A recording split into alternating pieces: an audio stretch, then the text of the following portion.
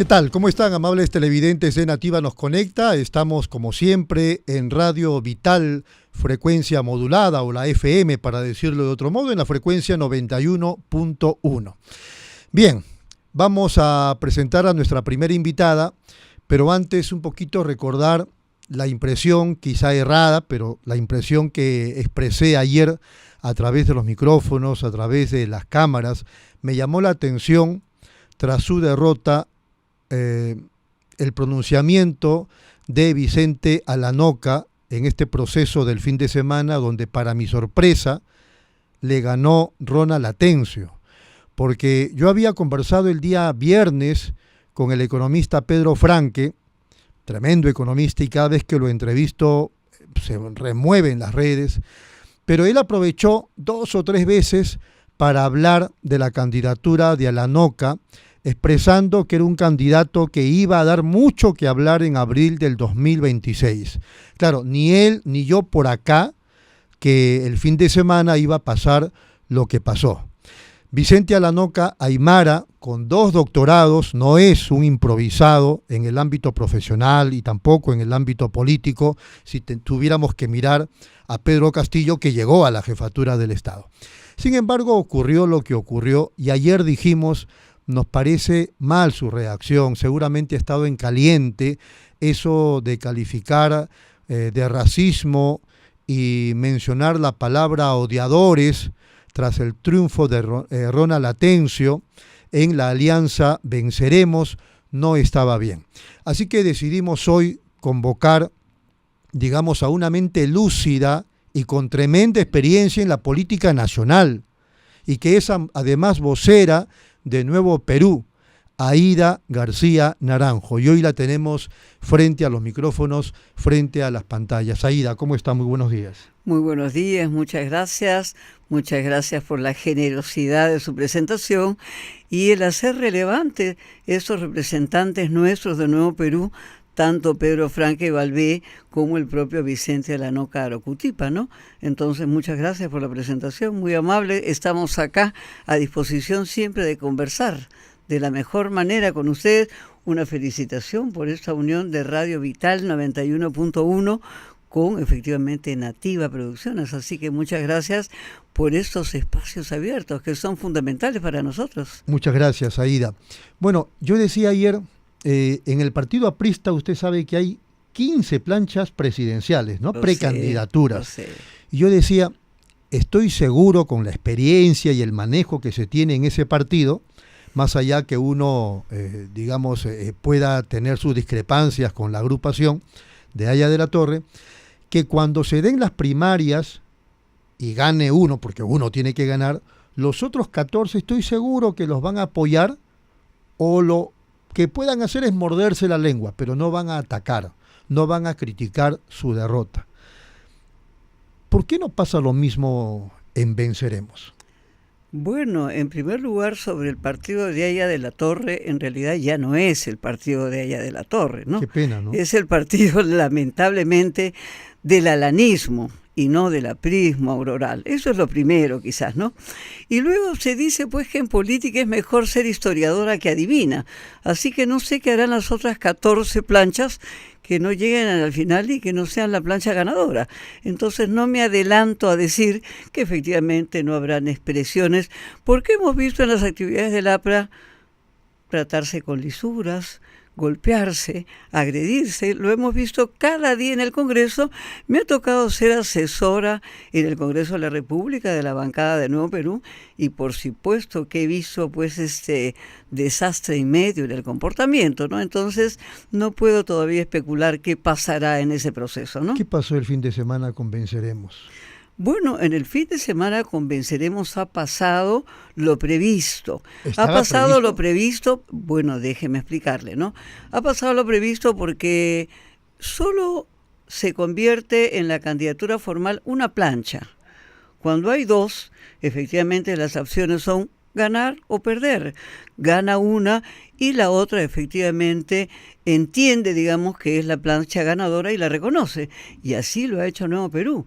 Nosotros el día domingo hemos estado toda la mañana en el mismo local en donde la noche anterior se produjo la votación, reconociendo los resultados electorales, saludando a la plancha vencedora, expresándole nuestro reconocimiento a Ronald Atencio y, por supuesto, comprometiéndonos a continuar con la campaña porque nuestra confrontación es hacia afuera. La mafia está vivita y coleando y es lo que tenemos que derrotar. ¿Qué pasó? ¿Por qué pierde Vicente Alanoca? ¿Qué problemas encuentran ustedes en la campaña que deben haber hecho en Nuevo Perú? No hablaría yo de problemas, quizás hablaría más bien de perfiles políticos diferentes. En primer lugar, digamos, el compañero Vicente Alanoca Arochutipa no viene de una carrera política, como se suele señalar, ¿no? No ha estado acostumbrado a estas lides políticas, no ha estado acostumbrado a este tipo de confrontaciones en los escenarios políticos y es indudable efectivamente que tenga desconcierto cuando efectivamente uno entra en una competencia sabiendo que puede ganar y efectivamente no evaluando claramente que también se puede perder, ¿no? Entonces yo me imagino que es una reacción en caliente, marcada por los afectos, marcada por el dolor, marcada por una trayectoria, digamos, que está lejos de los partidos, que está lejos de la vida política orgánica, ¿no? Y esa es la única explicación que yo podría dar.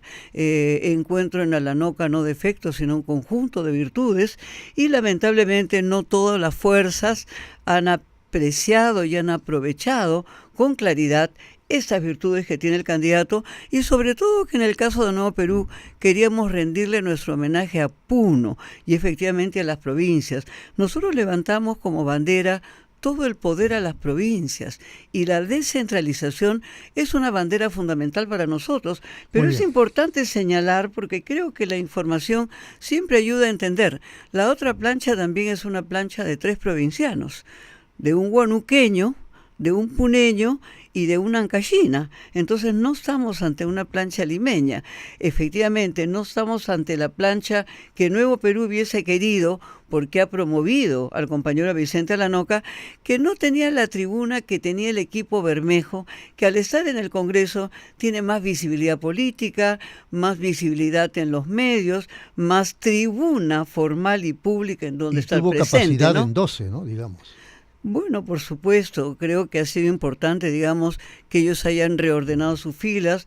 Para nosotros también fue una situación imprevista, porque los candidatos que iban a competir eran Bermejo y Alanoca, y Atencio efectivamente es una tercera figura que aparece como consecuencia de un Estado que busca inhabilitar, de un Estado que busca excluir, de un sistema que busca efectivamente criminalizar, de un sistema que en este momento no es garantista. Estoy de acuerdo con usted cuando dice que Vicente tiene virtudes, pero fue un error eso de calificar al ganador, ¿no?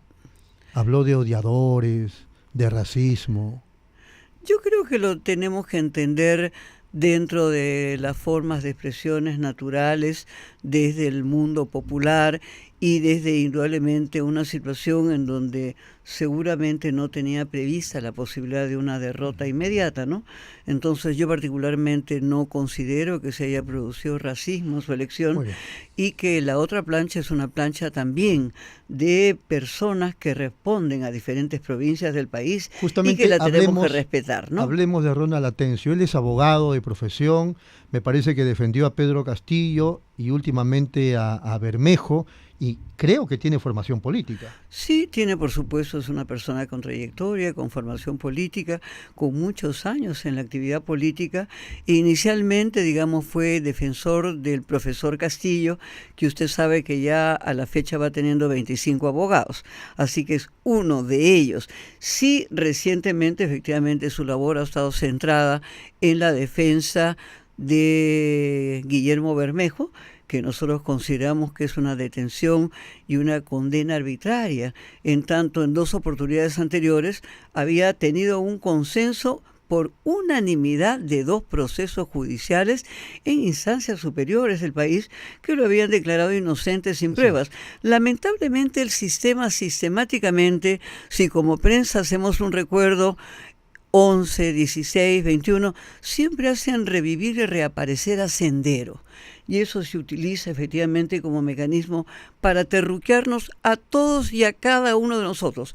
Cada uno de nosotros está expuesto a esa situación de agresión, de criminalización, de terruqueo, de estigmatización, como una forma no de hacer adecuadamente la política, sino de tener mañas, de tener trampas, de tener exclusiones, ¿no? A propósito de eso, ¿qué le pareció la presencia de policías y militares en las afueras de San Marcos y de la Universidad Católica hace algunos días? Mire usted, yo le agradezco esa pregunta porque, en fin, era previsible que habiendo dos planchas, una quede y otra no quede. Y le decía que el centro de mi presencia acá estaba más bien interesada en otros temas de la política nacional, ¿no es cierto? ¿No me responde la pregunta? No, se lo voy a responder, cómo no, a eso voy, pero por eso quiero entrar a la política nacional. Es inaceptable la militarización que se ha producido en las universidades más importantes del país. Rospigliosi es el nuevo Montesinos del periodo y efectivamente se ha amedrentado a los jóvenes sin siquiera haber salido de la universidad. Y por supuesto que hay personas que han sido agredidas, que han sido detenidas, que se les ha quitado los documentos. Todo eso está filmado y transmitido. Lamentablemente no es suficiente lo que se difunde frente a ello, porque siguen acantonados al frente de las universidades, también al frente de nuestras organizaciones. Nuestra organización política tiene en su puerta acantonados, por supuesto, a guardias de alta seguridad y a guardia especializada. Me parece eso que es lo hacen con el inaceptable. argumento del estado de emergencia, ¿no? Yo decía el otro día, están instrumentalizando el estado de emergencia no para la delincuencia, sino para quienes salen a protestar. Comparto al 100% y suscribo lo que dice. Este estado de emergencia no busca salvar a la población de la delincuencia, del narcotráfico, de la extorsión, que creció además. No fue detenida, creció. Es decir, no hay resultados de la gestión Gerí un mes después. Lo que se busca es agredir y criminalizar la protesta social e impedirla. Cuando el señor Gerí anuncia que se va rapidito, es porque siente que ya lo estamos empujando, ¿no? Ya los estamos empujando porque efectivamente su práctica efectista, marquetera, mediática, pretendiendo impresionarnos, efectivamente solamente apunta a saber que es un Gerí el breve y que está asustado en ese cargo y que lo que está pidiendo es contención, diciéndole ya me voy, yo no soy el enemigo, converso con todos. Pero efectivamente, sus primeras imágenes son sentados rodeados de todas las Fuerzas Armadas, ¿ah? Fuerzas policiales, fuerzas militares, ejército, marina, aviación, fuerzas especiales. Esa es su primera imagen. Su segunda imagen es en las cárceles, actuando de un Pelele y no de un Bukele. Entonces estamos ante una situación de militarización. Bueno, pero eso es lo que la calle... La máxima magistratura de la nación... No, está reemplazando. Y que además... Está reemplazando. Es un reemplazante que ni siquiera obtuvo votos. No, y que además está legitimado. Bueno, los sondeos hablan de 50 y tantos por ciento de apoyo. Puede ser que esté legalizado, legitimado no, porque cuando se militariza de esa manera y se usan las Fuerzas Armadas y las fuerzas del orden para reprimir la protesta social y afectar a la juventud, efectivamente pierde legitimidad. Primero, es un hombre que ni siquiera llegó al Congreso, no tuvo votos para llegar al Congreso y efectivamente es un reemplazante sin votos. Por eso que hablo yo efectivamente de los niveles de legitimidad que tiene, igual que Rospigliosi, porque efectivamente tampoco tuvo votos. Él ingresa también al Congreso como el accesitario de una persona que falleció, ¿no? De Rospigliosi, no sé si fue el mismo 14 o el día anterior al 14, que él aparece dando un mensaje al país con dos altos oficiales de la policía. Eso no lo entendí, Aida. Bueno, hay que entenderlo como la persona que está gobernando, cogobernando, en realidad. Él no puede cumplir labores del Ejecutivo, él solo puede cumplir labores del Legislativo y no puede ponerse por encima de las Fuerzas Armadas, lo cual nos habla de su lógica de militarización del país y por eso lo califico como el nuevo Montesinos. Ha sido muy amable. Aida García Naranjo, como siempre, presta a atender nuestro llamado. Vamos a la pausa, regresamos.